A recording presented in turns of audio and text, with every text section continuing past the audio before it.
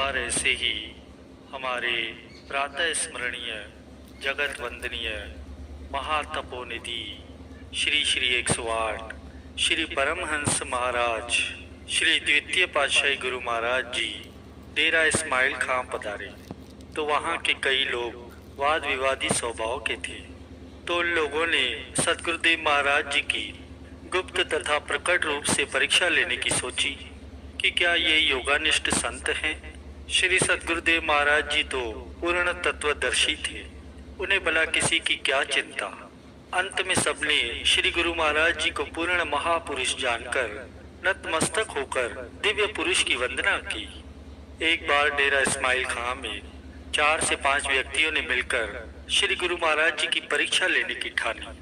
उनमें से गुसाई हरिचंद जी, जो उस समय अदलखों के कुल गुरु थे, उन्होंने आपस में ये सलाह की कि श्री गुरु महाराज जी को भांग पिलाते हैं।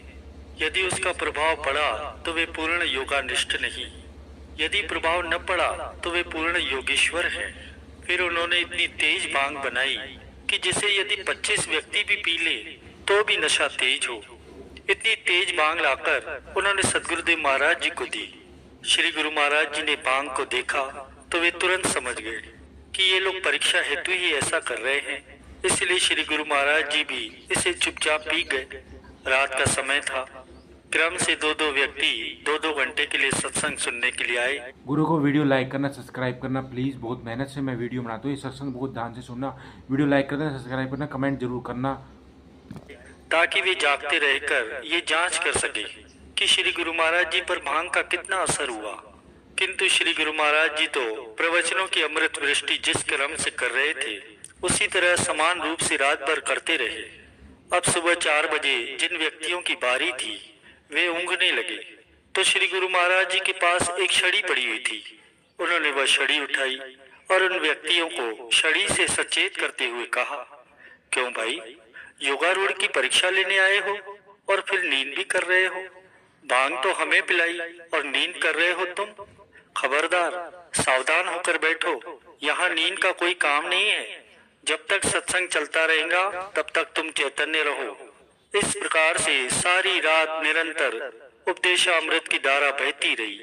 श्री गुरु महाराज जी को एक ऊँघ भी न आई और ना ही सुस्ताए। यह देखकर वे सब हैरान रह गए और श्री चरणों में आकर क्षमा याचना करने लगे। तब महाराज जी ने फरमाया कि आगे से आप इस बात का ध्यान रखें, कभी भी किसी महापुरुष की परीक्षा लेने का साहस मत करना। ऐसा करना स्वयं को हानि पहुंचाना है। सबके दिल में ये पूर्ण निश्चय हो गया कि ये दिव्य पुरुष पूर्ण योगीश्वर है। उनमें से जो गुसाई थे हरिचंद जी, उन्होंने तो श्री चरणों में पहुंचकर शरणागति ही प्राप्त कर ली। इसके कुछ समय पश्चात साधु वेश भी धारण किया और श्री गुरु महाराज जी ने उनका नाम महात्मा अगट प्रेमानंद जी रखा। संत तुलसीदास जी अपनी वाणी में कथन करते हैं, जो कोई कहे संत को छीना, तुलसी हाथ कान पर दीना। कि संत महापुरुष समुद्र के समान अथाह होते हैं, जिनका किनारा या सतह पाना कठिन ही नहीं बल्कि असंभव है। वे जन कल्याण हेतु ही पृथ्वी पर नर रूप में प्रकट होते हैं और नर लीला के रूप में संस्कारी आत्माओं को इस भव से मुक्त कर देते हैं। इन्हें पहचानना या परीक्षण करना मानव बुद्धि से परे की बात है। वे अनंत ही नहीं बेअंत हैं। जो जीव मन बुद्धि और अहंकार का त्याग कर शरण में आ जाता है वे उसे सच्ची निधि से मालो माल कर देते हैं। महापुरुषों का कथन भी है कि गुरु समान दाता नहीं, जाचक शिष्य समान। 3 लोक की संपदा सो गुरु दीनी दान। प्रेमियों, महापुरुषों के एक शब्द में हमारे लिए परमार्थ की चेतावनी भरी होती है। यदि जीव उस पर अमल करें तो संसार सागर से तर जाए। उनके वचन हमारे लिए कसौटी की तरह होते हैं, जिनसे हम अपने मन के विचारों को तोल सकते हैं कि वे खरे हैं या मलिन हैं। जरा सोचिए, उन वचनों के अनुसार क्या हम अपने लक्ष्य की ओर बढ़ रहे हैं या नहीं बढ़ रहे। उन्होंने एक शब्द में फरमाया भी है कि गुण गोविंद गाइयो नहीं, जन्म अकारत कीनो। कहु नानक हरि बजू मना, जेह बिति जल को मीनू। फरमाते हैं कि हे इंसान, अगर तूने प्रभु का गुणगान नहीं किया, उसकी भक्ति नहीं की, तो जीवन यूं ही व्यर्थ गंवा दिया।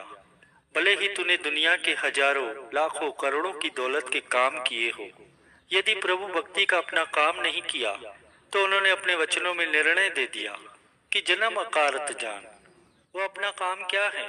उस मालिक की भक्ति। महापुरुष फरमाते हैं कि किस प्रकार मालिक की याद करनी है। जो जल में मीन, कि जैसे जल और मछली का आपस में संबंध होता है। जैसे मछली जल से बिछड़ती है तो फिर क्या वो जीवित रह सकती हैं? नहीं रह सकती। इसका मतलब जल ही उसका आधार है, उसका जीवन है। इसी तरह है इंसान, तू भी मालिक का भजन कर, सिमरन कर। मछली की तरह अपनी प्रीति प्रभु के साथ बढ़ा, क्योंकि मालिक की याद में ही जिंदगी है और मालिक की याद को भूल जाना मौत है। सिमरन मार्ग सहज का सतगुरु दीना बताए, सांसों सांस जो सिमरता एक दिन मिलसी आए। गुरुमुखों, अपने शरीर, मन और अंतकरण तीनों को सावधान और सहज अवस्था में ले आओ। सुख आसन की ध्यान मुद्रा में बैठकर अभ्यास करना है।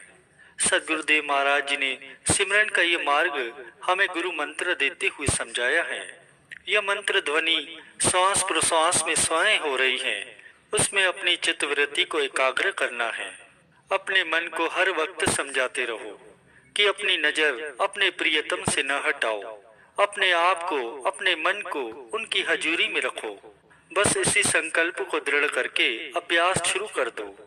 अपने परम प्यारे मीत, अपने कुल मालिक इष्ट देव ही संसार में एकमात्र अपने हैं। सारा संसार बेगाना है।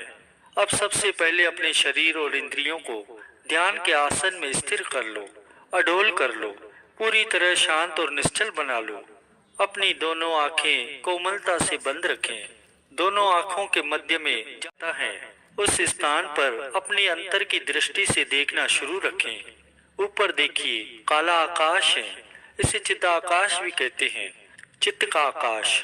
इस चिदाकाश से ही सच्चे प्रियतम का निज देश, उनका राज्य शुरू होता है।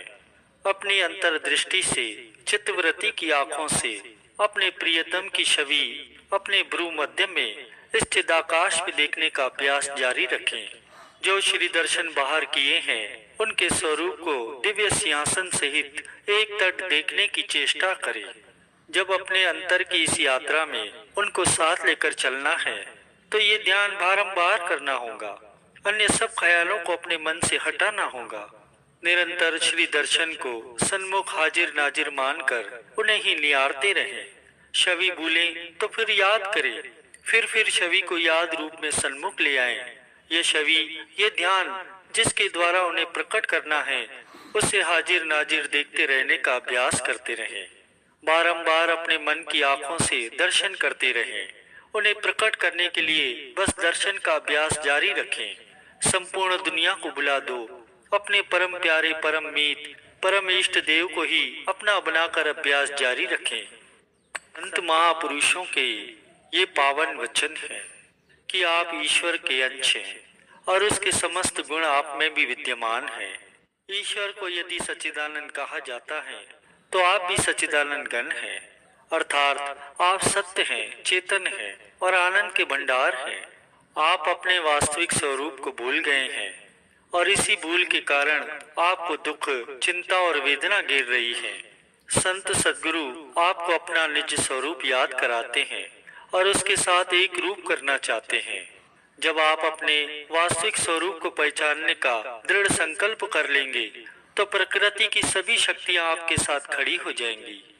जब तुम्हारे भीतर मालिक का नाम बस जाएगा तो प्रसन्नता प्राप्त करने के लिए तुम्हें इधर उधर जाने की आवश्यकता नहीं पड़ेगी। जब तुमने एक बार अपना मन मालिक के अर्पण कर दिया तो उस मन से ईश्वर के अलावा और किसी का चिंतन करना क्या तुम्हें अच्छा लगता है?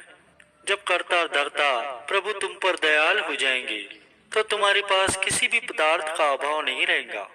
इसीलिए तुम केवल प्रभु की कृपा प्राप्त करने के लिए ही प्रयत्न करो। जब तुम्हारा मन मालिक के प्रेम में रंग जाएगा तो उसके सिमरन के अतिरिक्त एक पल भी नहीं रह सकोगे। तुम्हारे हृदय में सद्गुरु के लिए दृढ़ विश्वास होगा कि वे मेरे अंग संग हैं, तो तुम्हारा पतन कभी नहीं होगा। तुम दुख देने वालों को भी सद्गुरु के द्वार पर प्रार्थना करो। कि दाता उन्हें सुमति दे। प्रत्येक वस्तु का प्रभाव अपना अपना होता है। नाम का प्रभाव शांतिमय है और माया का शांतिमय। अगर शांति प्राप्त करना चाहते हो तो नाम जपो। क्या ऐसा हो सकता है कि 1 लाख वाले से 10 लाख वाले को 10 गुना अधिक शांति प्राप्त हो? परंतु जब इसके विपरीत ही दृष्टिगोचर होता है तो फिर तुम क्यों अपनी ख्वाहिशें बढ़ाकर अशांति के इच्छुक बने रहते हो? कई कहते हैं कि हम शुभ कर्म करते हैं तो भी हमें दुख ही प्राप्त होता है। अमुक व्यक्ति करता भी अशुभ कर्म है परंतु उसके बदले में उसे सुख ही सुख मिलते हैं। ये याद रखिए कि ईश्वर अन्यायी नहीं होते। केवल हऊ में के रोग के कारण सब अपने कर्मों को शुभ कर्म समझते हैं, परंतु तुम्हारे दुख और सुख का कारण पूर्व जन्मों के कर्मों का ही परिणाम है। कई पुरातन शुभ संस्कारों के बल पर आत्मिक मार्ग पर चलना शुरू करते हैं, परंतु यदि समय के संत सदगुरु की शरण नहीं लेंगे तो सफलता प्राप्त नहीं होगी। बिना सदगुरु की शरण और उनकी कृपा के यह जीव माया के चक्कर से नहीं बच सकता।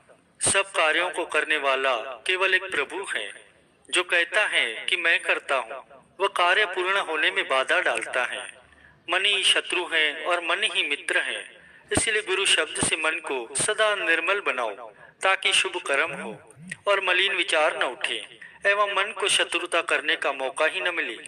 लकड़ी को बड़ी सुंदर बनाता है और सोने को सुनार, वहीं कपड़े को दर्जी तो बगीचे को माली। ठीक उसी तरह मनुष्य को सत्संग सुंदर बनाता है।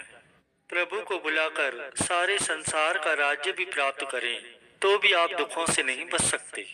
ऐसा कर्म करो, ऐसी वाणी बोलो, ऐसा विचार करो जो तुम्हारे सद्गुरु को प्रिय लगे। आपा भाव भी युद्ध संग्राम और खून खराबियां करवाता है। आपा भाव के स्थान पर यदि तेरापन आ जाए तो यह सब दोष ही समाप्त हो जाए। गुरुमुख गुरुमति पर चलकर सच्ची स्वतंत्रता प्राप्त करता है और मनमुख मनमति का अनुसरण कर कारावास भोगता है। आम बोओगे तो कीकर या बबुल के कांटे नहीं उगेंगे। आग बोओगे तो आम का फल कदापि प्राप्त नहीं हो सकता। भलाई करोगे तो भला होगा, बुराई करोगे तो बुरा होगा। जैसे माचिस की तीली किसी चीज को जलाने से पहले स्वयं जलती और नष्ट हो जाती है, ऐसे ही बदला लेने की भावना रखने वाला पुरुष भी पहले अपना आप जलाता है। इसलिए इस दीर्घ रोग से बचते रहो ताकि सदा सुखी और प्रसन्नचित्त रहो। मन को ठीक करो तो तन स्वतः ही ठीक हो जाएगा। अगर तुमसे किसी ने बुराई की है तुम उसे बुला दो तो लाज बचाने वाले प्रभु स्वयं तुम्हारी लाज बचाएंगे। सबसे हित करो, बदले में उनसे फल की इच्छा न रखो तो हित का फल भगवान स्वयं देंगे। किसी का भी अधिकार हस्तगत करने की भावना अपने हृदय में भी मत लाओ। स्वयं कष्ट सहन करके जो दूसरों को सुखी बनाने का प्रयत्न करता है वही सच्चा साधु है। दीपक स्वयं को जलाकर दूसरों को प्रकाश देता है। सच्चा साधु भी अपनी शक्ति को व्यय करके लोगों को आत्मिक प्रकाश प्रदान करता है। जिसने अपने एक इष्ट देव संत सद्गुरु की सेवा पूजा कर ली तो समझो उसने भक्ति के सभी साधन पूरे कर लिए। सब आए उसे एक में, डाल पात फल फूल, अब पाशे कशु क्या रहा, गह पकड़ा जब मूल। जैसे जड़ को सींचने से पत्ते और शाखाएं। गुरु को वीडियो लाइक करना, सब्सक्राइब करना प्लीज़।